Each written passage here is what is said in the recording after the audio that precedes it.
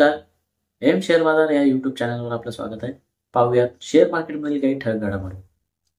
बुधवारी दिवसभराच्या व्यवहारानंतर Sensex 75,939, Nifty 22,932 आणि बँक निफ्टी 49,570 वर बंद झालेत. भारत फोर्जची उपकंपनी KSSL ने अमेरिकन कंपनी AM जनरल सोबत करार केलाय. AM जनरलला प्रगत तोफखाना तोफांची म्हणजेच ॲडव्हान्स आर्टिलरी कॅनन्सची पुरवठा करण्यासाठी LOI जारी करण्यात आलाय. बुधवारी कंपनीचा शेअर 0.13% घसरणीसह 1075.60 रुपयांच्या पातळीवर बंद झालाय. ऑफिस स्पेस सोल्युशन्स टॅक्स ऑथॉरिटीने HDFC बँक आणि ICICI बँकेत असलेल्या कंपनीच्या बँक खात्यांवर जप्तीचा आदेश जारी केलाय. या आदेशाचा कंपनीच्या आर्थिक स्थितीवर कोणताही परिणाम होणार नाही. बुधवारी कंपनीचा शेअर 3% वाढीसह 658 रुपयांच्या पातळीवर बंद झालाय.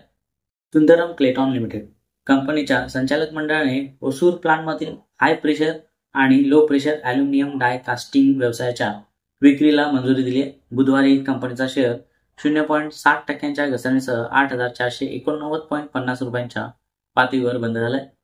BCL कंपनी आणि तिच्या युनिटसाठी अतिरिक्त 23,054 किलोलिटर इथेनॉल वाटप करण्यात आले आहे. JBM ऑटो कंपनीला 5,500 कोटींची नवीन ऑर्डर प्राप्त झाली आहे. बुधवारी कंपनीचा शेअर 14.25% वाढीसह 648 रुपयांच्या पातळीवर बंद झालाय. जस्ट डायल नुवामाने जस्ट डायलचे रेटिंग होल्डवरून बायवर अपग्रेड केले. स्टॉक अत्यंत आकर्षक दिसत आहे कारण रोख रकमेच्या तुलनेत त्याचे बाजार भांडवल स्वस्त आहे.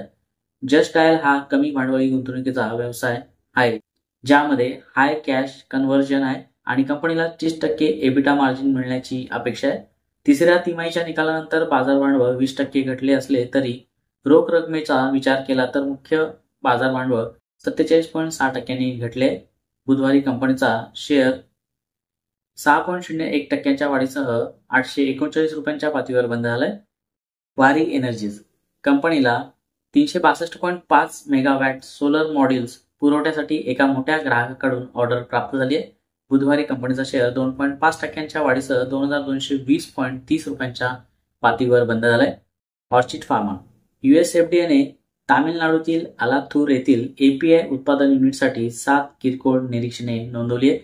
US FDA ने 10 फेब्रुवारी ते 18 फेब्रुवारी 2025 दरम्यान ह्या प्लांटची तपासणी केली होती. बुधवारी कंपनीचा शेअर 1.82% वाढीसह 833 रुपयांच्या पातळीवर बंद झालाय. सायंट कंपनीने सुकमल बॅनर्जी यांची कार्यकारी संचालक म्हणजेच एक्झिक्युटिव्ह डायरेक्टर आणि मुख्य कार्यकारी अधिकारी म्हणजे चीफ एक्झिक्युटिव्ह ऑफिसर म्हणून नियुक्ती केली आहे.